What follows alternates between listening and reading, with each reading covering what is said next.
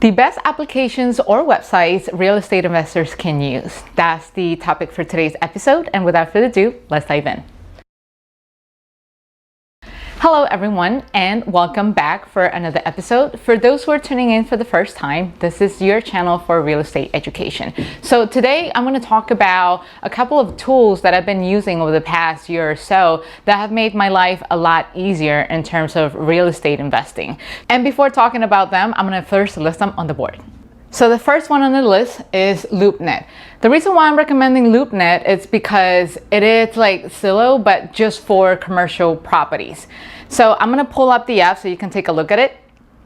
So here we are in my icon of real estate apps, and I'm going to pull in Loopnet right here, the icon in red. And as you can see, here's a listing of a bunch of properties are actually in Queens.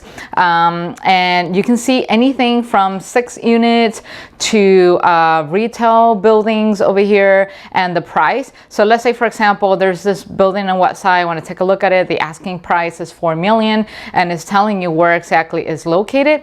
You have anything from pictures right here of each of the apartments, the address, and it tells you all the stats that you actually need to know. So you have the price per unit, how big it is, how many apartments, the building class type, the cap rate for those who are actually interested in looking into this, and then the zone and the description. And here, of course, is like the usual contact information that you want to reach out to and start negotiating your deals. So the next one is Xome. This is actually a new site / application that I recently found out. I didn't really know much about it, and for some reason I came across this website on a blog that I was reading the other day, and I found it quite interesting because what they do is that they focus on auctions. So they're like a regular real estate website where you can actually go find homes, residentials, whatever, and they have a section that focus solely on auctions. So anything that's bank owned and short sale for those who actually want to go in and buy really low and don't mind to do a couple of flips here and there, fix it up, make it look really nice. This is the website to go. Now, as you can see on my phone, here's the icon for Xome auctions, and when you open it, you're actually gonna get to see a listing, and I don't think I actually done any location yet so far. This is actually my first time playing around with it, but I thought it to be quite good. Funny enough, the reviews about the application are not so good, but the reviews about the site are actually excellent. People love it. So I'll leave that up to you as to how you actually want to work with it, whether you want to use the phone application or whether you actually want to use the actual website itself. But as you can see, you find a listing of properties. You have anything from, you know, a house for $46,000 in Texas, a house in Queens that they're asking $35,000. That's the bid, cash only deal.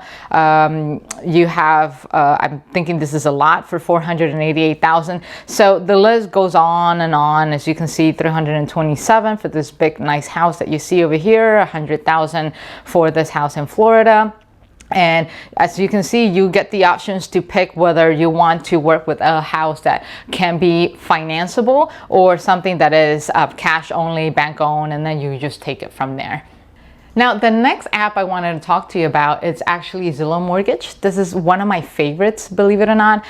This is not the same thing as the regular Zillow website. So let's take a look at the application in my phone, and you're gonna see the icon right here in the middle where it says Zillow Mortgage. So what I like about this is that it gives you a way to sort of like not foresee, but get an estimation of what your mortgage is going to be like in the event that, let's say, you're actually out and about and you're just driving around with your families and friends, and all of a sudden you saw a house that you really like, you went online, you checked it out, and all of a sudden you saw the asking price, and you're trying to figure out if this is something that is worthy of your investment. So let's say, for example, so you can see some of the features here. I was playing with the application a little earlier, and if you take a look at this, let's say, assuming you found a house that the asking or like the negotiated price that you managed to bring it down to is $77,500, right? And assuming you put as little as possible, in this case, let's do 5% or 4%.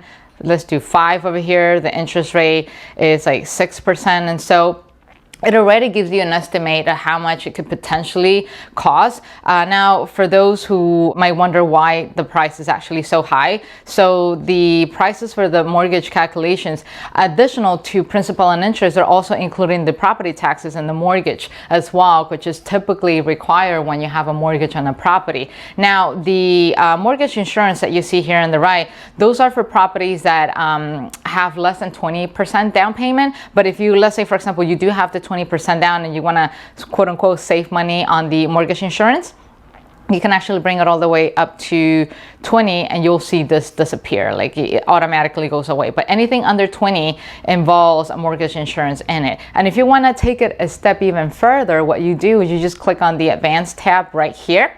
And you kind of like get the calculation. This seems to be about all right, 9.5 to 10% on property taxes, homeowner insurance. You know, just call the insurance agent or get an estimate of how much the homeowner's insurance is gonna cost. So you come here and then just all you gotta do is just to simply scroll and get to the right amount. If not, you can just simply just type it in and then just 1,035 or something like that, and then you just cross it in. HOA dues, they also factor in HOA dues in the event that you want to invest in a property that's located inside a townhome or maybe a building complex and stuff like that. So let's say, I don't know, let's put $250 for HOA's fees. And so voila, for a property that has a $77,500 purchase price, your mortgage payment comes down to $1,538. So then you have to go and see whether the rent can actually make up for or at least cover the mortgage payments and leave you some wiggle room in between, whether it's like a $1,700 rent or like $2,000 ideal. I'll leave that up to you to do the research and actually decide, but this is actually a very, very helpful tool. Of course, continue to do the calculations when you get back at home, but this is meant to kind of like help you save time on the spot and not having to like pull your computer or like take out a spreadsheet or anything like that. This is actually really good for something that you want a quick answer on. So now the next app, it's DocuSign. I'm not sure if some of you are actually familiar with it. I think I might have mentioned it in prior episodes, but I figure I'll just throw that in the list again. And DocuSign, it has actually saved me a lot of time, you know, over the past couple of years when it comes to signing any contracts, anything with contractors. It's not just for real estate engagements, but it's good for any business engagement that you might have.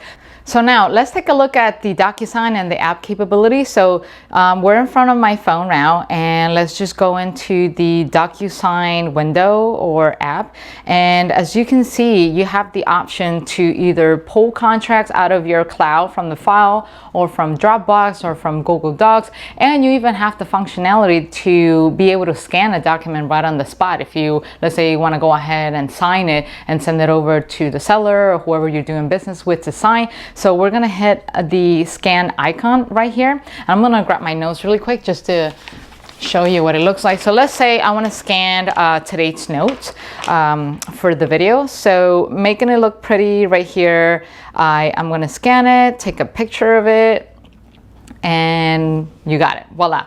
So here's the document. Let's say this is the contract that you have agreed to participate or partake on, and you are ready to execute this. So you're gonna take a picture, and then you go ahead and you click on done, and then you go on to next, and then who needs to sign it, and then this will be yourself. So you're gonna come here and head at the document where it says prepping the document, and what you're going to do is just to simply tap on a spot once it's done uploading, and you're going to get to choose the fields that you actually either want to sign or initial in. So let's say, for example, I want to tap in where it says the number 4, and it will give you the option to do signature or initial. So in this case, it's just do a quick signature, and what it does is that it will give you the capability to go ahead and do that in here. And here's the box, although it's very minimal, and you can have the option to make it even bigger and bigger, and voila, here's my name, here's my signature, and then you just simply finish it. You finish and close, you finish an email, and voila, you're on your way to have a contract signed. So the next app in the list is QuickBooks, and I'm sure you guys are actually familiar with the concept of QuickBooks, but I cannot emphasize how important it is to have it. You have to have your books and records, and this is not just a good tool for those who have real estate investments, it's also good for anyone who's running a business. Why? Because one, you need to keep track of your receipts for your accounting and also for your tax returns, and then two, you need to keep track of what are the expenses, right? Is there any possibility to increase more of your cash flow? And if so, how do you get to do that? Do you do that by increasing the rent? If so, you also need to get full visibility as to how much your total rent is of your multiple properties throughout the year, or even the expenses. Are there any expenses that you can actually cut down on that is going to help you increase that cash flow that you need in order to continue to expand your real estate portfolio? So I have the app right here. And so let's just quickly tap into it. And here's the QuickBooks icon. As you can see, what I love about this is that yes, you can also use the desktop version of it. You go onto the website, you just log on, or you can just quickly do it from the comfort of your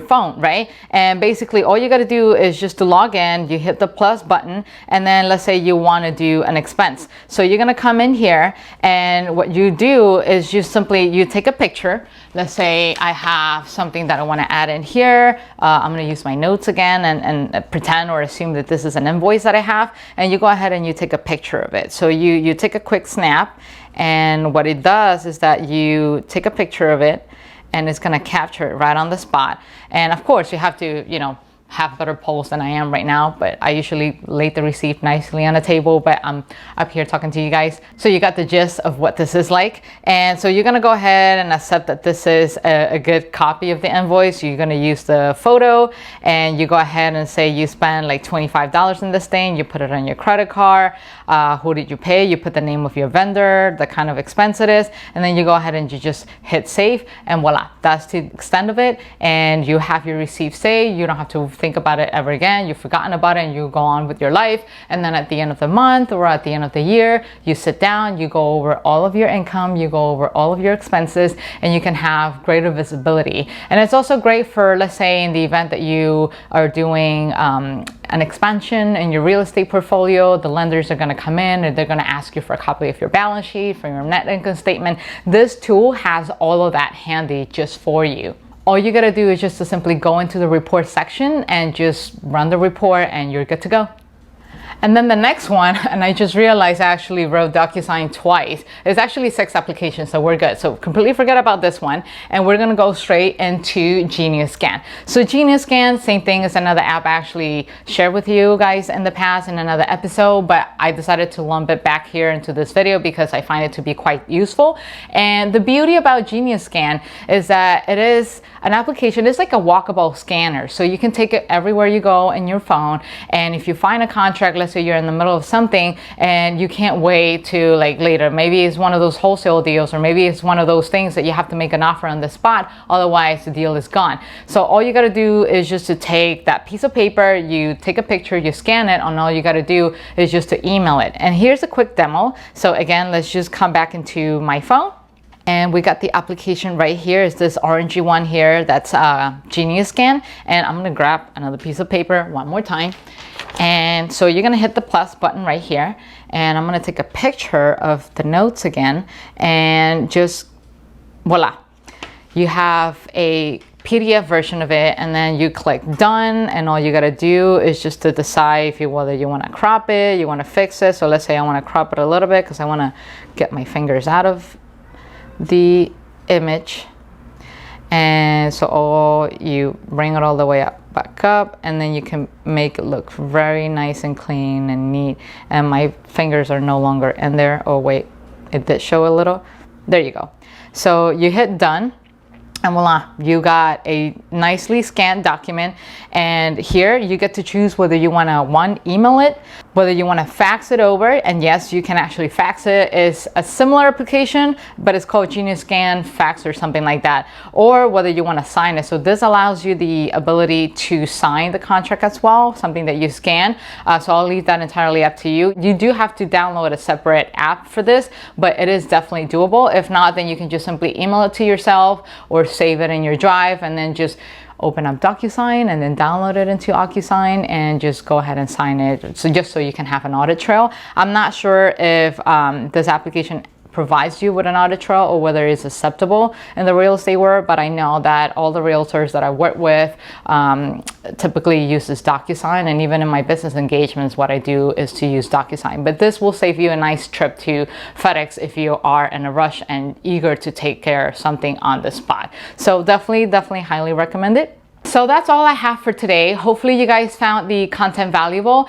And before I go, I want to give big thanks to my great friend Rasha Swifty, founder of MonLaVieDouce.com, for this awesome dress. And for those ladies who are actually interested in buying this dress, here's the website down below. And as usual, do not forget to like or hit the subscribe button. And until then, I'll see you guys next time. Take care. Bye-bye.